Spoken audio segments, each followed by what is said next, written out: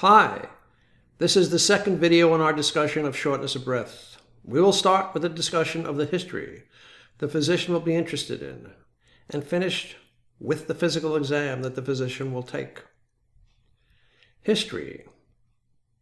The physician will approach the patient in a manner that allows the physician to accurately define the patient's shortness of breath. The physician will question the patient in order to determine the conditions that stimulated the episode or episodes of shortness of breath, and to define any associated symptoms.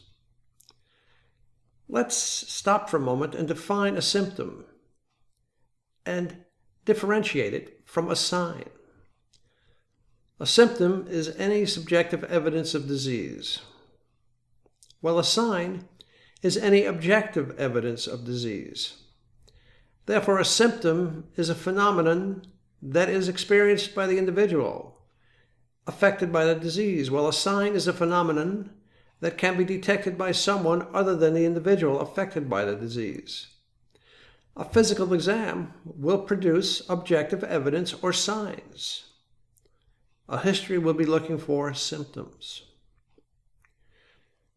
The physical exam.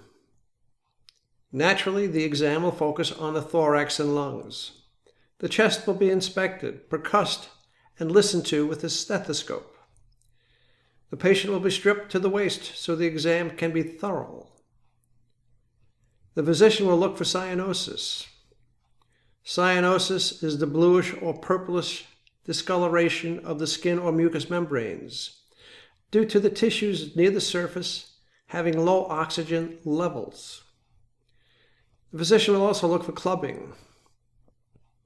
Nail clubbing, also known as digital clubbing, is a deformity of the finger or toenails associated with a number of diseases, mostly of the heart and lungs. The physician will evaluate the patient's mental alertness.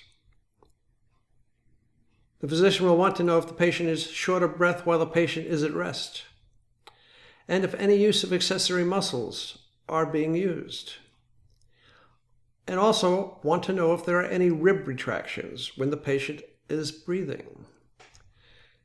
The physician will also be looking for any abnormalities of the chest wall. Now, as far as investigative tests, the initial investigative tests will most likely be a chest X-ray and a pulmonary function test. Pulmonary function tests are a group of tests that measure how well your lungs work. This includes how well you are able to breathe and how effective your lungs are able to bring oxygen to the rest of your body. Pulse oximetry will also be done. This simply involves the use of a small sensor placed on your fingertip or earlobe. It uses light to measure the amount of oxygen in your blood. The physician will also order, at least initially, blood tests for hemoglobin and white blood cells.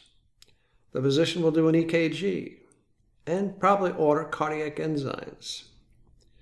Other tests ordered may also be an arterial blood gas.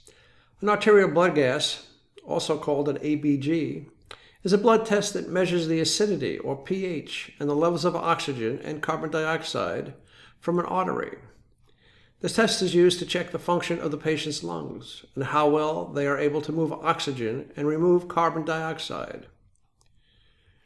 The physician will also probably order or do a bronchoscopy. Bronchoscopy is a procedure that looks inside the lung airways. It involves inserting a bronchoscope tube with its light and small camera through your nose or mouth, down your throat into your trachea or windpipe, and to the bronchi and bronchioles of your lungs. A ventilation perfusion scan to rule out a pulmonary embolism may also be ordered. This is a nuclear medicine scan that involves radioactive material to examine airflow, ventilation, and blood flow, perfusion in the lungs. The aim of the scan is to look for evidence of any blood clot in the lungs, called a pulmonary embolism, again a PE. A CT or MRI may also be ordered. Now, the results of all this testing may also create a need for additional testing and procedures. In the next video, we will continue our discussion of shortness of breath. I hope this helps. Have a good day.